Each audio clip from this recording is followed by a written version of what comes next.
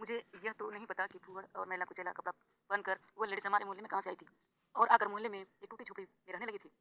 देखने में उसकी उम्र लगभग 30-32 का होगा। उसके बारे में उससे कुछ पूछने पर वह किसी को कुछ बताती भी नहीं थी, चुपचाप रहती थी।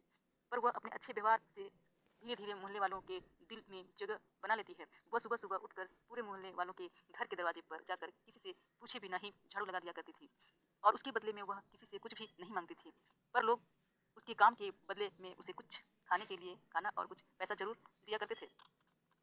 धीरे धीरे वह सभी के दिल में बढ़िया जगह बना लेती है। उसका अच्छा व्यवहार के कारण सभी उसे पसंद करने लगे थे और उसको एक नया नाम भी दे दिए थे, भुल्लन जी। उसे सब भुल्लन के नाम से पुकारने लगे थे।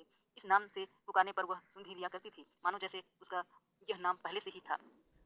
उसमें एक बात खास था, वह बिना काम किए किसी से खाने को नहीं लेती थी, काम का ही दाम लेती थी। अगर कोई उसे बिना काम किए कुछ खाने को दे देता तो वह उसके बदले में उसका कोई ना कोई काम अवश्य कर देती थी और वह किसी पर गुस्सा भी नहीं करती थी, चाहे उसे कोई कुछ भी कहे। उसके इसी व्यवहार के कारण उसे सभी लोग पसंद भी करने लगे थे। उसे पहनने और खाने के लिए खाना याद से दे दिया करते थे। इसी तरह हमारे मोहल्ले में उसे रहते हुए 20 साल गुजर गया था। वह अब लगभग 50-52 साल की बुजुर्ग हो चली थी, पर उसका व्यवहार में कोई परिवर्तन नहीं हुआ था। वह ज़्यादा कुछ नहीं बोला करती थी। इस बात से सब हैरान हो जाया करते थे। जब उसे कोई डांट भी देता था तब भी वह बुरा नहीं मानती थी। सभी के द्वार पर झाड़ू लगा दिया करती थी। एक बार अचानक भुल्लन वहाँ से कुछ दिनों तक गायब हो जाती है। भुल्लन के चले जाने से सारे मोहल्ले वाले उदास हो जाते हैं। सभी उसकी कमी महसूस करने लगते हैं। भुल्लन ने जाते जाते अपना टूटा फूटा सामान और कुछ कपड़े झोपड़ी में ही छोड़ गई थी। उसने अपना फटे पुराने कपड़े में पूर्ति बनाकर 2 लाख रुपए भी छोड़ दिए थे। यह बात तब पता चलता है जब कचरा वाला वहाँ का कचरा उठाने आता है और कचरा उठाते समय उसे कपड़ों में फटे पुराने ढेरी के नीचे पैसे से भरा 2 कपड़े का बनाया हुआ भारी पोटली मिला। फिर वह उस पैसे के बारे में मोहल्ले वाले को बताता है। मोहल्ले वाले उस पैसे को भुल्लन को देना तो चाहते थे, पर वह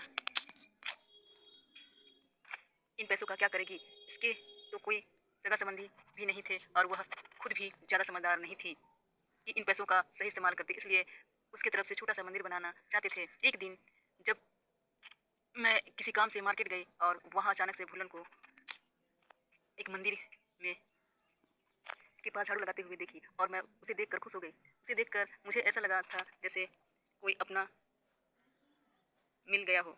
मैं उसके करीब गई और उसके पास जाकर बोली, अरे भुल्लन, तू यहाँ अचानक से तू कहाँ गायब हो गई थी? भुल्लन, तुझे मालूम है तूने वहाँ 2 लाख रुपए छोड़ दिया है? तूने उस पैसे को क्यों छोड़ा था? मोहल्ले वाले मंदिर बनाने सोच रहे हैं। अगर तुझे पैसों की जरूरत है तो बता, तेरे पैसे तुझे वापस कर देंगे। यह सुनकर भुल्लन बोली, उन पैसों का मंदिर क्यों बना रहे हैं? उन पैसों का कोई दूसरा काम क्यों नहीं कर रहे हैं? कर लेते कोई दूसरा काम। पेड़ क्यों नहीं लगा देते? पेड़ तो फल देगा, फल खाने के काम आएंगे। मेरे ख्याल से पेड़ अच्छा रहेगा। मेरे पैसे का आम का पेड़ का बगीचा लगवाने बोल देना। वो कभी ना कभी किसी को फल खाने के काम आएंगे। मेरे ख्याल से पेड़ अच्छा रहेगा। मेरे पैसे का आम का पेड़ का बगीचा लगाने बोल देना। ऐसा कहकर वह वहाँ से चली जाती है। यह सुनकर मैं हैरान हो गई थी। मैं सोचने लगी थी कि हम सब तो इसे गंवार समझते थे। यह तो इतना ज़्यादा कुछ बोलती भी नहीं थी और जब बोली भी तो कितना अच्छा बात बोल गई। यह तो बहुत समझदार निकली।